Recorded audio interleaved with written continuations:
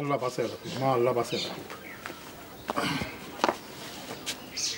গোলকার, তোমার সাথে আমার ওই কথাই রইল, মনে রাখবা। চলেন যাইতে যাইতে কথা বললি। যাইতে যাইতে তো কোনো কথা নাই। আমার নাম মোকাররম গাজী, আমি এক কথার মানুষ, তুমি জানো। জি মিয়া ভাই জানি। আমি আগামী সপ্তাহে আসতে আসছি।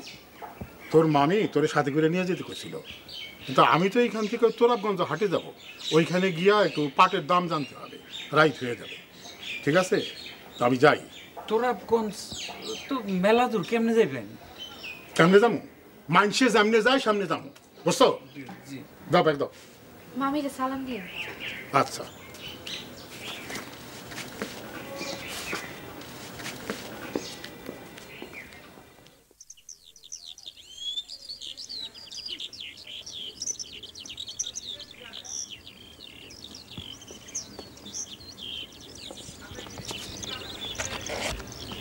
আচ্ছা গোলকা, তুমি আমার সাথে সাথে কেন আসতে আসো এটা তুমি বুঝতে পারতেছি না। ছাত্রীটা দেন না, আমি ছাতিটা তোমার কাছে কেন দিব? তোমার কি মনে হয় যে আমার হাতে কোনো সমস্যা আছে? না মিয়া ভাই, আমি আপনার আগায় দিতেছি। আমার আগায় তোমার তো কোনো দরকার নাই। অসুবিধা নেই মিয়া ভাই, চলেন। তোমার অসুবিধা না থাকতে পারে, আমার অসুবিধা আছে। আমার তো এখন কোনো কাম কাজ নাই, চলেন না যাই। আচ্ছা গোলকা। জি মিয়া ভাই। তোমার কাছে কি মনে হয় যে আমি লেদা পোলা পান? মিয়া ভাই কি কন? না না না, আগে তুমি কও, তোমার কাছে কি মনে হয় যে আমি লেদা পোলা পান? আমি লেদা পোলা পান নাকি আমি চোখে দেখি না আমি থুথুরা বুইরা যে আমারে আউগাই দিতে হইব? আমারে আউগাই দেওয়ানোর কোনো দরকার নাই। যাও তুমি হেন থেকে যাও। জি মিয়া ভাই। তুমি যাও হেন থেকে, আমি এখানে খাড়াইলাম, তোমার যাও দেখতে আসি। আমি যতক্ষণ পর্যন্ত যাবে না ততক্ষণ পর্যন্ত আমি এখানে খাড়াই থাকবো। মিয়া ভাই,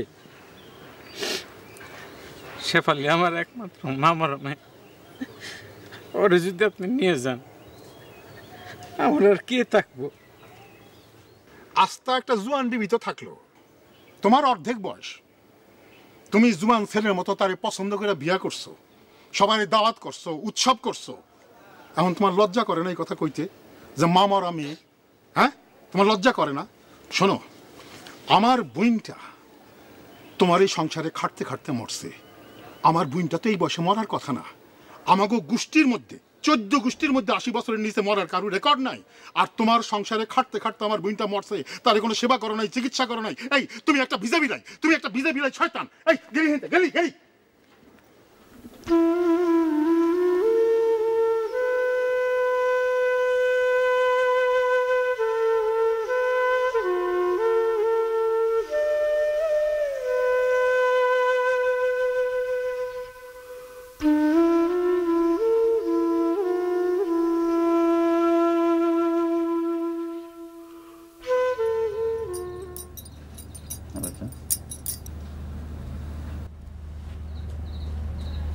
শেফালির মামু শেফালির আপু নিচে নিয়ে যেতে চায়, আপনি সেনা বাগড়া দিতেছেন কেন?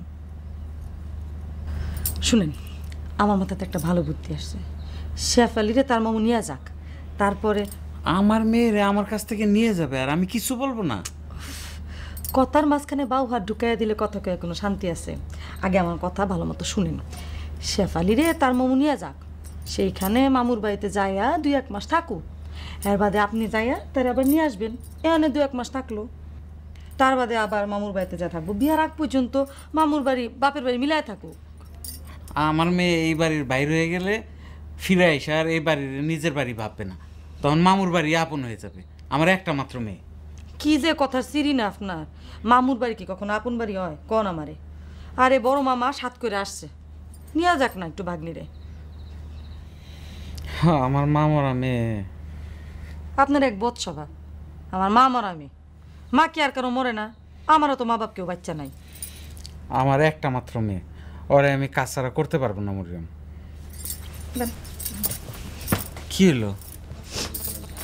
রাত হয়েছে। রাত তো মেলা গিয়েছে, ঘুমানোর টাইম হয়েছে। ঘুম তো আসতেছে না। ও, ঘুম না আসলে উড়ানে গিয়ে আসমানের দিকে চাইয়া থাকেন। হ্যাঁ, এটা একটা ভালো কথা বলছো। ঘুম যখন আসতেছেই না তখন উঠানে গিয়ে হাঁটাহাঁটি করি। শুনো, এই বুড়া বয়সে তোমার বিয়া করা উচিত হয়নি। কথা সত্য বলছো। তাহলে বিয়ে করছো কে? ভুল করছি। ভুল করছো কে? মানুষই তো ভুল করে, গরু ছাগল তো আর ভুল করে না। আমিও ভুল করছি।